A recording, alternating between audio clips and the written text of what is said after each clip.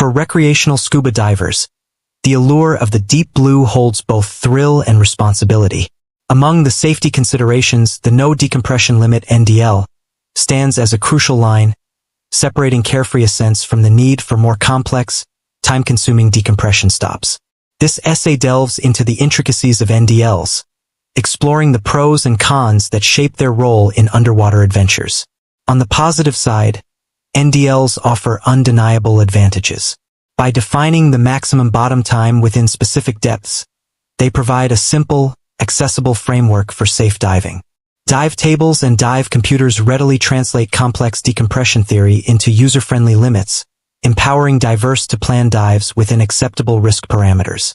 This simplicity fosters confidence, particularly for beginners, allowing them to explore the underwater world without getting bogged down in intricate calculations. Furthermore, NDLs promote efficient dive time management, enabling divers to maximize their exploration while adhering to safety guidelines. However, the simplicity of NDLs comes with inherent shortcomings. One crucial limitation lies in their inability to account for individual variations in divers' physiology and susceptibility to decompression sickness, DCS.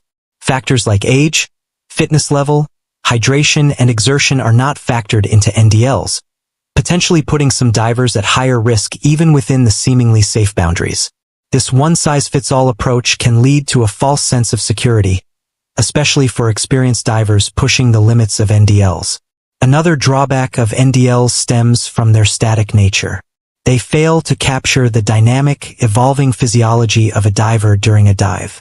Factors like ascent rate, exertion levels, and water temperature, all of which influence nitrogen absorption and bubble formation, are not considered in NDLs.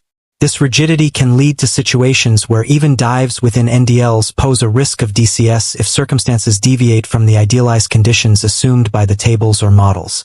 Given these limitations, it's crucial to recognize that NDLs are not absolutes, but rather guidelines to be approached with caution and critical thinking. Divers should consider incorporating additional safety measures, such as slower ascent rates, safety stops, and conservative dive planning, especially when operating at or near NDLs. Moreover, ongoing education and training in decompression theory can equip divers to make informed decisions based on their individual physiology and the specific diving conditions. In conclusion, NDLs remain valuable tools in recreational diving, providing a basic framework for safe exploration.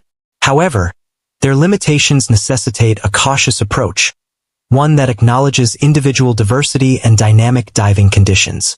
By understanding both the pros and cons of NDLs and applying additional safety measures and knowledge, divers can navigate the underwater realm with confidence, leaving only bubbles in their wake, not regrets.